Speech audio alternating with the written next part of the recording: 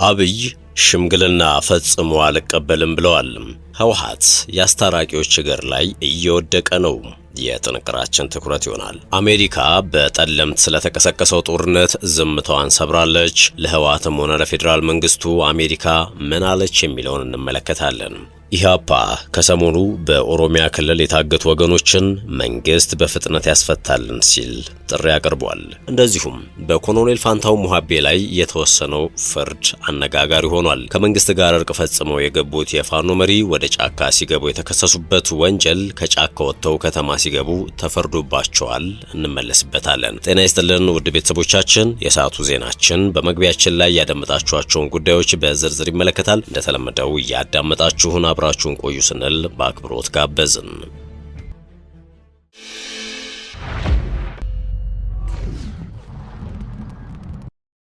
ወደ ቀዳሚው ጉዳያችን እናምራችሁ። የፌዴራል መንግስት ሽምግልና አልቀበልም አለ። ተነባቢው ዘ ኢኮኖሚስት መጽሔት ሰሞኑን የህወሓትና የፌዴራል መንግስቱን ውዝግብ እንዲሁም ወታደራዊ እንቅስቃሴን በተመለከተ ጠንካራና ጠጣር መረጃዎችን አስነብቧል። ዘ ኢኮኖሚስት በዘገባው ለጉዳዩ ቅርበት ካለው ምንጭ አገኘሁት ብሎ ያወጣው አዲስና ሚስጥራዊ መረጃ እንደሚያሳየው የአፍሪካ ህብረት ፌዴራል መንግስቱንና ህወሓትን ለማሸማገል ሞክሮ ነበረ። በዚህም ጃንዋሪ 30 እንደ ፈረንጆቹ አቆጣጠር የአፍሪካ ህብረት በመንግስትና በህወሓት መካከል ለማሸማገል ጥያቄ አቅርቦ ነበር ያለው መጽሔቱ። ነገር ግን የኢትዮጵያ መንግስት ለህብረቱ በሚስጥር በሰጠው ምላሽ ህብረቱም በውስጥ ጉዳያችን ጣልቃ መግባት ያቁም የሚል ጠንካራ ምላሽ መስጠቱን ዘገባው አጋልጧል። ከዚህም በተጓዳኝ ከሰሞኑ የህወሓት ኃይሎች ተከዜ ወንዝን ተሻግረው ጥቃት መክፈታቸውና ወልቃይትና ጠለምት ለመቆጣጠር መሞከራቸውን ፌዴራል መንግስቱ ለዋና ጥቃት እንደ ቅድመ ዝግጅት እንደወሰደው ዘገባው አትቷል። ይህም በህወሓት በኩል የሱዳን ኮሪደር ለመቆጣጠር አሁንም ፍላጎት መኖሩን ያሳያል ያለው ጋዜጣው፣ ሁኔታውን ተከትሎ የመከላከያ ሰራዊቱ ሰፊ ቁጥር ያለው ወታደርና የጦር መሳሪያ ወደ ትግራይ ድንበሮች እያንቀሳቀሰ መሆኑን ጠቁሟል። በተያያዘም ስም አይጠቀስ ያሉ ከፍተኛ የህወሓት አመራር የኢትዮጵያ መከላከያ ሰራዊት በሙሉ አቅሙ እየተንቀሳቀሰ ነው፣ አብይ እያደረገ ያለውን ነገር ካላቆመም ይህ ጦርነት ምን ያህል አስፈሪ እንደሚሆን ልነግርህ አልችልም በማለት ሁኔታው አደገኛ መሆኑን መናገራቸውን ጋዜጣው አስነብቧል።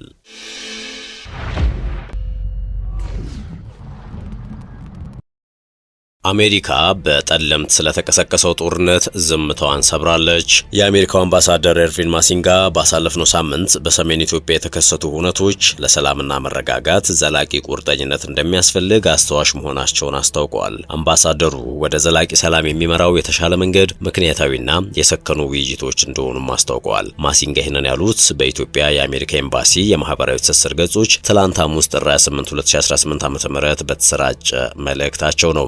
አምባሳደሩ መልእክት በመከላከያ ሰራዊትና በትግራይ ኃይሎች መካከል ጸለምት ወይንም ጠለምት በተባለው አካባቢ በተፈጠረ ግጭት ያንዣበበው ውጥረት የመርገብ አዝማሚያ ማሳየቱን ተከትሎ የተሰጠ ነው። ውጥረቱ የኢትዮጵያ አየር መንገድ መቀለ፣ አክሱምና ሽረን ወደ መሳሰሉ የትግራይ ክልል ከተሞች የሚያደርጋቸውን በረራዎች እስከ ማቋረጥ ያደረሰ እንደነበር አይዘነጋም። የተባበሩት መንግስታት ድርጅት፣ የአፍሪካ ህብረትና የአውሮፓ ህብረት በየፊናቸው ባወጧቸው መግለጫዎች ውጥረቱ እንዲረግብና ልዩነቶች በፕሪቶሪያ በተፈረመው ግጭት ማቆም ስምምነት እንዲፈቱ በወቅቱ ግፊት አድርገዋል። ህወሓት ባለፈው ሳምንት መጨረሻ ለአፍሪካ ህብረት ኮሚሽን ሊቀመንበር መሐሙድ አሊ ዩሱፍ በጻፈው ደብዳቤ በትግራይና በፌዴራል መንግስት መካከል ያሉ ልዩነቶችን በንግግር ለመፍታት ዝግጁ እንደሆነ አቋሙን አሳውቋል። የሰሞኑን ግጭት በተመለከተ በፌዴራል መንግስት በኩል እስካሁንም በይፋ የተሰጠ መግለጫም ሆነ ለጥሪዎቹ የተሰጠ ምላሽ የለም።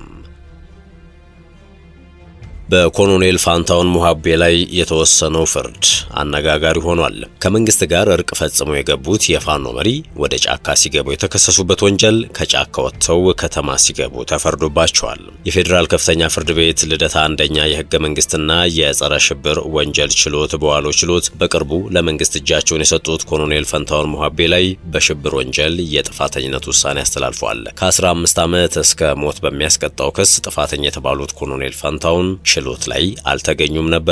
የክሱ መዝገብ እንደሚያስረዳው ከ3 ዓመት በፊት በአማራ ክልል የተከሰተውን የፖለቲካ አለመረጋጋት ተከትሎ ህገ መንግስቱን በኃይል ለመናድ የትጥቅ ትግልን አማራጭ አድርገው ተንቀሳቅሰዋል በሚል ኮሎኔል ፋንታውን በሽብር ወንጀል ተከሰው በፍርድ ቤት ትዕዛዝ ሲፈለጉ ቆይተዋል። ግለሰቡ የፌዴራል ከፍተኛ ፍርድ ቤት በጋዜጣ ጥሪ ቢያደርግላቸውም ሊገኙ ባለመቻላቸው የቀረበባቸውን ክስ መከላከል አልቻሉም በሚል በትላንትናው ዕለት ከ15 ዓመት እስከ ሞት በሚደርስ የወንጀል ቅጣት ጥፋተኛ ሆነዋል ሲል ፍርድ ቤቱ በይኗል። የአፋሕድ ምክትል ሊቀመንበርና ወታደራዊ ዋና አዛዥ እንደነበሩ የሚነገርላቸው ኮሎኔል ፋንታው ሙሃቤ የሰላም አማራጭን ተቀብለው ለመንግስት እጅ መስጠታቸው የዛሬ ወር ገደማ ነበረ ይፋ የተደረገው። ኮሎኔል ፋንታሁን ጥፋተኛ በተባሉት በነ ዶክተር ወንደሰን አሰፋ፣ መስከረም አበራ፣ ጋዜጠኛ ጎበዜ ሲሳይና ጋዜጠኛ ዳዊት በጋሻው በሚጠራው መዝገብ ስር ተከሰው ነው። በዚሁ የክስ መዝገብ ጋዜጠኛ ገነት አስማማው፣ ዶክተር ሲሳይ ግቸው፣ የህግ ጠበቃ አለልኝ ምህረቱ፣ ማዕረጉ ቢያበይንና ዶክተር ግብረ አባለሙ በተመሳሳይ የሽብር ወንጀል የቀረበባቸውን የአቃቢ ህግ ማስረጃ እንዲከላከሉ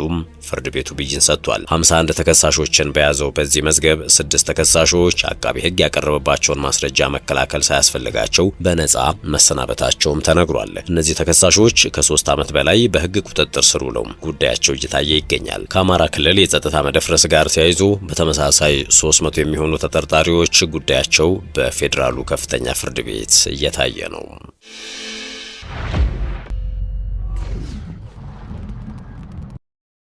በመጨረሻም ኢህአፓ ከሰሞኑ በኦሮሚያ ክልል የታገቱ ወገኖችን መንግስት በፍጥነት ያስፈታልን ሲል ጥሪ አቅርቧል። የኢትዮጵያ ህዝባዊ አብዮታዊ ፓርቲ ከሰሞኑ በኦሮሚያ ክልል የታገቱ ወገኖችን መንግስት በፍጥነት ያስፈታልን ሲል ጥሪ አቅርቧል። ኢህአፓ ባወጣው መግለጫ ከአዲስ አበባ ተነስቶ ወደ ደራ ጉንደ መስቀል በመጓዝ ላይ የነበረ የህዝብ ማመላለሻ አውቶቡስ ውስጥ የነበሩ ተሳፋሪዎች በሙሉ ጥር 27 ቀን 2018 ዓ.ም ታግተው መወሰዳቸውን የሚገልጹ መረጃዎች እየወጡ ነው ሲል አስታውቋል። እናም በእገታው ወቅት አንዲት የ6 ዓመት ህፃን ከእናቷ ተነጥላ የት እንደደረሰች እስካሁን እንደማይታወቅ ጠቁሞ እንዲህ ያሉ የሰላማዊ ሰዎች ላይ የሚደረጉ ተደጋጋሚ እገታዎች የየዕለት ዜና ከሆኑ 7 ዓመታትን አስቆጥረዋል ሲል አስታውሷል። መግለጫው አክሎም ሁኔታውን አስከፊ የሚያደርገው ደግሞ የዜጎችን ደህንነትና ከቦታ ቦታ የመንቀሳቀስ ነጻነትን የሚገታም እንዲሁም ሙሉ በሙሉ ሊባል በሚችል ሁኔታ ንጹሃን ላይ ያነጣጠረ መሆኑ ነው ብሏል።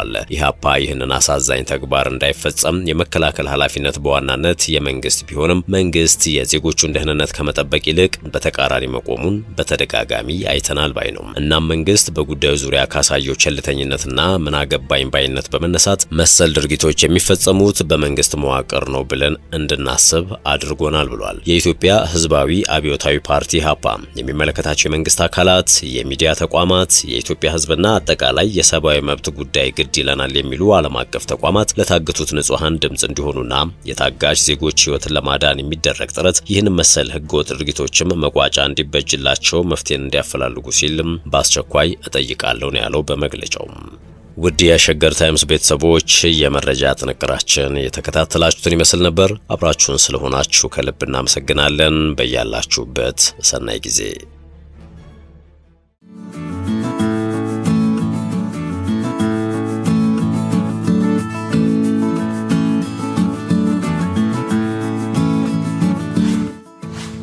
ሸገር ታይምስ ሚዲያን ሰብስክራይብ በማድረግና ደወሉን በመጫን ይከተሉን።